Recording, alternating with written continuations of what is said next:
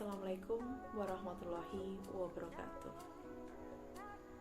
Perkenalkan, saya Ovin Listiana, mahasiswa PPG Prajabatan 2022, Universitas Negeri Malang. Pada kesempatan kali ini, saya akan memaparkan panduan observasi profiling peserta didik, mata kuliah, pemahaman tentang peserta didik, dan pembelajarannya.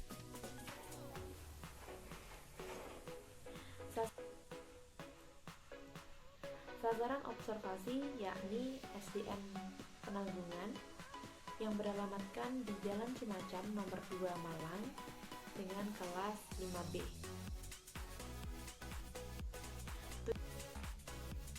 Tujuan observasi peserta didik yaitu untuk mengetahui bagaimana tumbuh kembang peserta didik, sejauh mana pemahaman daya pikir peserta didik, bagaimana kematangan emosi peserta didik, bagaimana cara ia belajar, memetakan potensi sejak dini, mengetahui kemampuan awal peserta didik, dan kesiapan belajar peserta didik.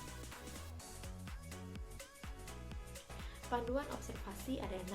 Yang pertama yaitu gaya belajar, 2. Perkembangan fisik, 3. Perkembangan kognitif, 4. Perkembangan psikososial, 5. Perkembangan moral emosional, dan 6. Motivasi belajar. Gaya belajar dikategorikan menjadi 4, yaitu yang pertama visual, gaya belajar yang menggunakan indera penglihatan, 2. Auditory, gaya belajar menggunakan indera pendengaran, 3. Kinestetik, gaya belajar melakukan gerakan fisik untuk mengingat, dan 4.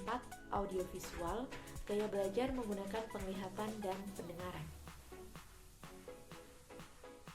Perkembangan fisik. Observasi perkembangan fisik dapat dilakukan dengan memperhatikan postur tubuh, 2. Tinggi badan, 3. Berat badan, 4. Penglihatan, dan 5. Pendengaran. Perkembangan kognitif. Perkembangan kognitif kelas 5B SD Negeri Penanggungan dikategorikan menjadi 2 macam berdasarkan tentang usia mereka yang berada di antara 9 sampai 12 tahun. Yang pertama yaitu tahap operasional konkret, yaitu usia 7 sampai 11 tahun. Fase ini adalah fase di mana anak sudah berpikir secara logis, rasional, ilmiah, dan objektif terhadap sesuatu yang bersifat konkret atau nyata. Yang kedua, tahap operasional formal, yaitu usia 12 tahun ke atas. Saat remaja memasuki tahap ini, mereka memperoleh kemampuan untuk berpikir secara abstrak dengan memanipulasi ide di kepalanya tanpa ketergantungan pada manipulasi konkret. Perkembangan psikososial. Perkembangan psikososial di kelas 5B SD Negeri Penanggungan sudah memasuki tahap industri versus inferiority atau rasa percaya diri versus rasa rendah diri.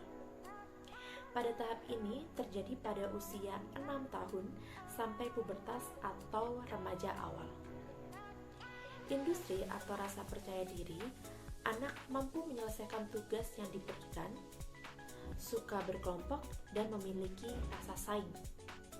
Sedangkan inferiority atau rasa rendah diri, anak enggan menyelesaikan tugas, merasa malas, tidak ada jiwa kompetitif, dan suka menyendiri. Perkembangan moral emosional. Kelas 5B sudah memasuki level 2 convert, yaitu penalaran konvensional. Seseorang menghargai nilai, kepedulian kepada orang lain. Penilaian moral didasarkan pada pemahaman tatanan sosial, hukum, keadilan, dan tugas. Motivasi belajar. Observasi motivasi belajar dapat dilakukan dengan memperhatikan 1. Keaktifan peserta didik dalam belajar, 2. Mengerjakan tugas waktu, tepat waktu, dan 3. Tidak mudah putus asa.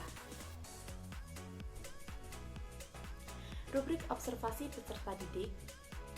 Tahap kognitif. Peserta dikategorikan dapat apabila peserta didik dapat menyimpulkan suatu permasalahan dengan tepat, dan peserta didik dikategorikan tidak dapat apabila peserta didik belum dapat menyimpulkan suatu permasalahan dengan tepat. Observasi perkembangan bahasa, peserta didik dikategorikan mampu apabila peserta didik mampu berkomunikasi bersama orang lain dengan lancar.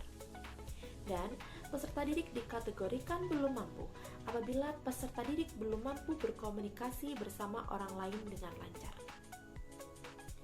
Perkembangan sosio-emosional dikategorikan nampak apabila peserta didik memiliki kepercayaan diri yang tinggi, dan dikategorikan belum nampak apabila peserta didik belum memiliki kepercayaan diri yang tinggi.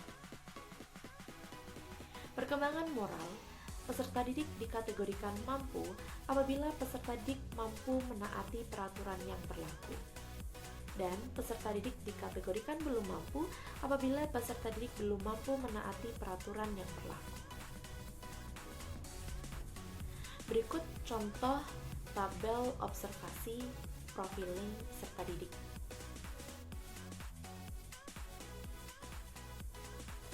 Sekian pemaparan panduan observasi profiling peserta didik yang dapat saya sampaikan. Semoga bermanfaat. Terima kasih dan wassalamualaikum warahmatullahi wabarakatuh.